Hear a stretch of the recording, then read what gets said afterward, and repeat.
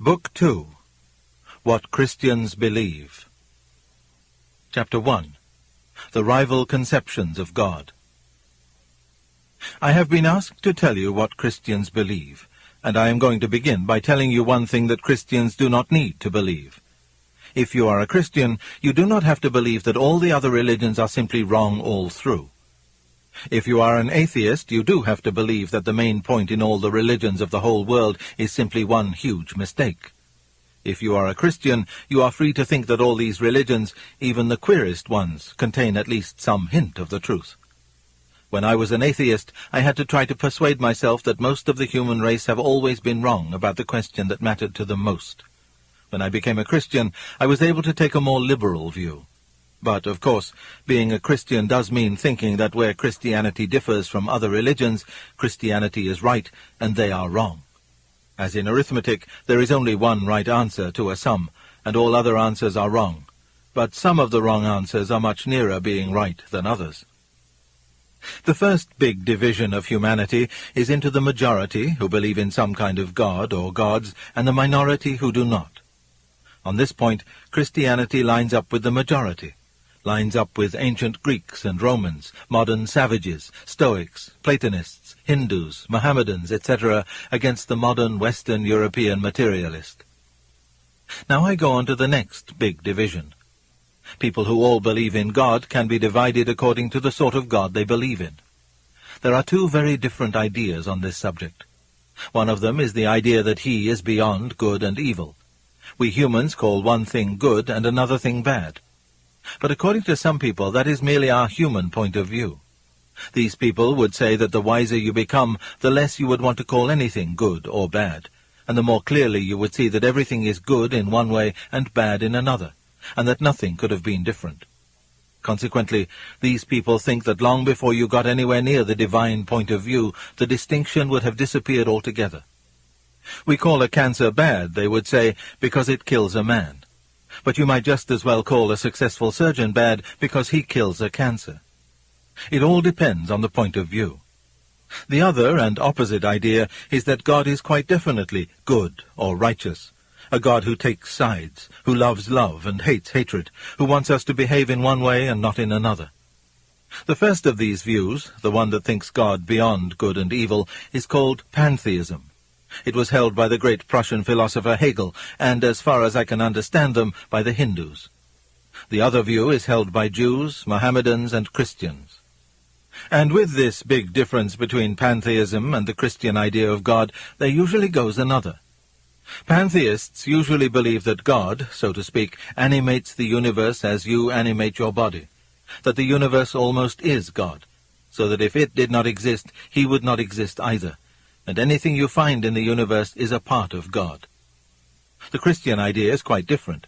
They think God invented and made the universe, like a man making a picture or composing a tune. A painter is not a picture, and he does not die if his picture is destroyed. You may say, he's put a lot of himself into it, but you only mean that all its beauty and interest has come out of his head.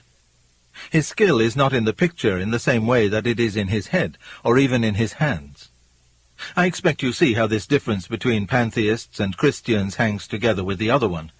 If you do not take the distinction between good and bad very seriously, then it is easy to say that anything you find in this world is a part of God.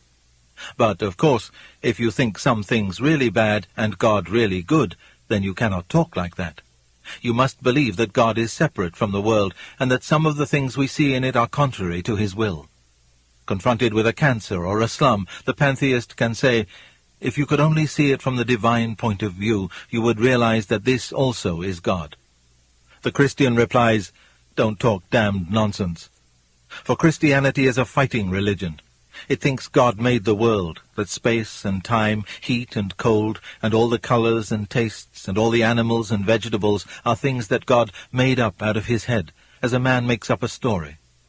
But it also thinks that a great many things have gone wrong with the world that God made, and that God insists, and insists very loudly, on our putting them right again.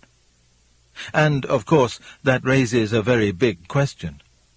If a good God made the world, why has it gone wrong? And for many years I simply refused to listen to the Christian answers to this question, because I kept on feeling, Whatever you say, and however clever your arguments are, isn't it much simpler and easier to say that the world was not made by any intelligent power? Aren't all your arguments simply a complicated attempt to avoid the obvious? But then that threw me back into another difficulty. My argument against God was that the universe seemed so cruel and unjust. But how had I got this idea of just and unjust? A man does not call a line crooked unless he has some idea of a straight line. What was I comparing this universe with when I called it unjust? If the whole show was bad and senseless from A to Z, so to speak, why did I, who was supposed to be part of the show, find myself in such violent reaction against it? A man feels wet when he falls into water, because a man is not a water animal. A fish would not feel wet. Of course, I could have given up my idea of justice by saying it was nothing but a private idea of my own. But if I did that, then my argument against God collapsed too. For the argument depended on saying that the world was really unjust, not simply that it did not happen to please my private fancies. Thus, in the very act of trying to prove that God did not exist, in other words, that the whole of reality was senseless, I found I was forced to assume that one part of reality, namely my idea of justice, was full of sense. Consequently, atheism turns out to be too simple. If the whole universe has no meaning, we should never have found out that it has no meaning.